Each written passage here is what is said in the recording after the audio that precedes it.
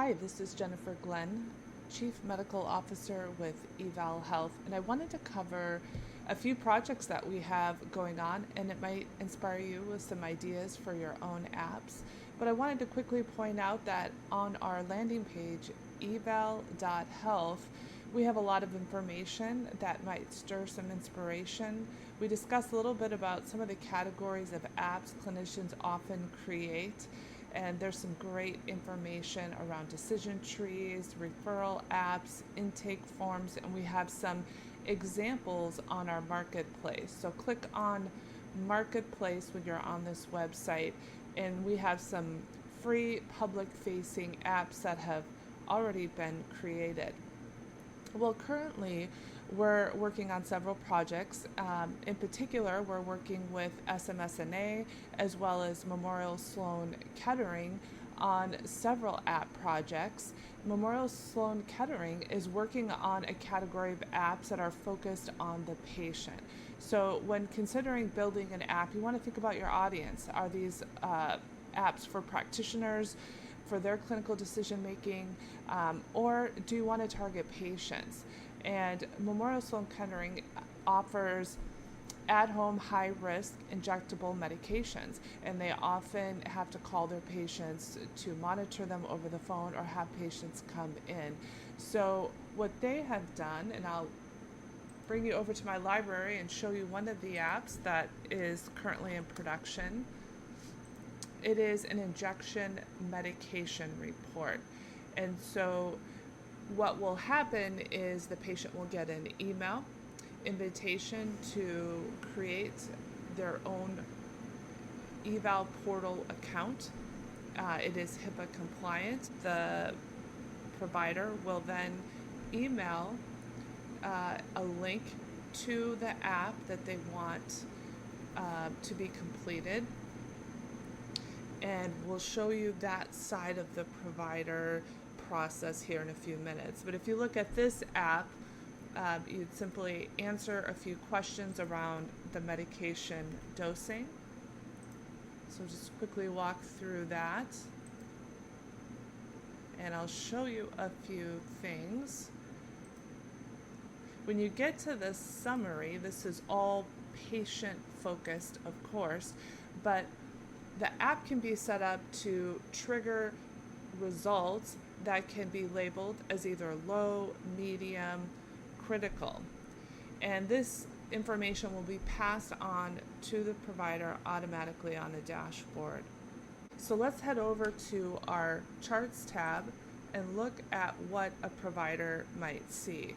So just to orient you a bit here on this tab is you can create your own panel of patients, and it's essentially a custom filter for your clinic or your clinical group to monitor incoming results. So in this particular case, the sexual medicine clinic has a panel of patients, and this is their dashboard that shows the incoming apps that have been completed by patients. This can also include apps that you might pull up and complete right in front of the patient in your clinic.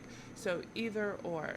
You can see that this panel is filtered on 3 different apps that this group is monitoring. One in particular is the Injection ICI Medication Response Report.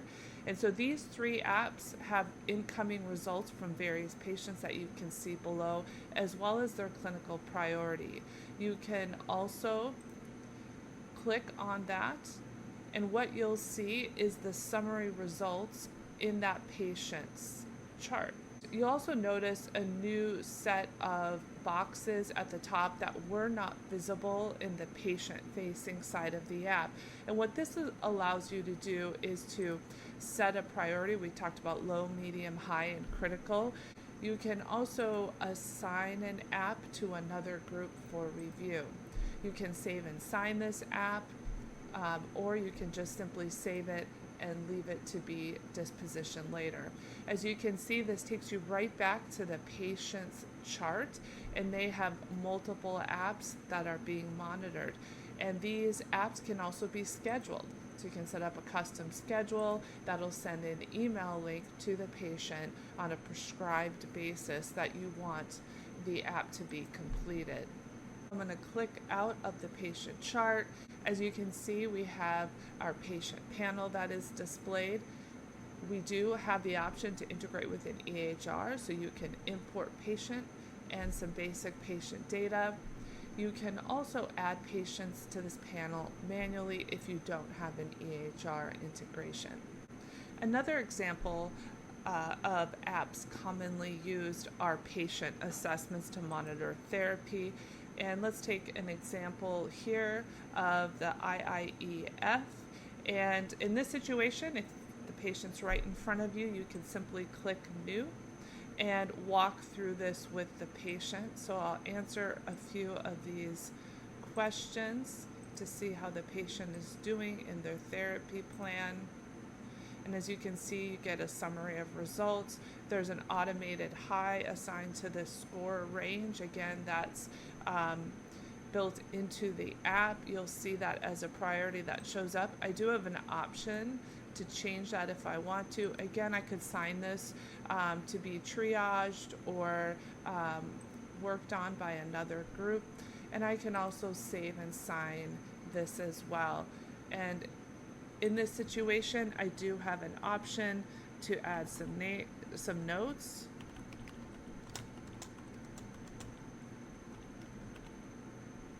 And I can save and sign that encounter.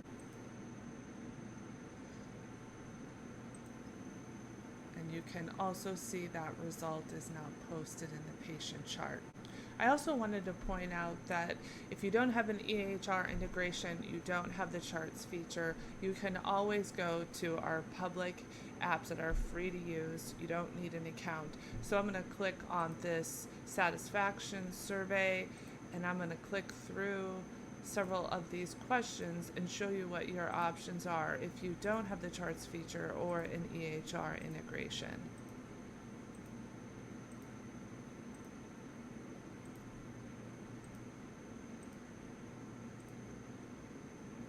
As you can see, we've got multiple scoring that appears in the summary, and we have a download button.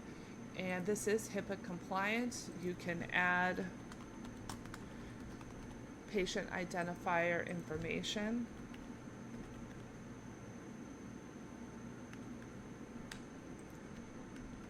as well as a brief note. You can download this into a PDF that can be printed off, or you can copy all of the text that you see here as well as all of the questions and answers, and you can paste that into any other application such as the EHR. If you want more information about how to build these apps, which are pretty easy and straightforward, we have several videos that are available. Reach out to us and we can give you some more information. Thank you.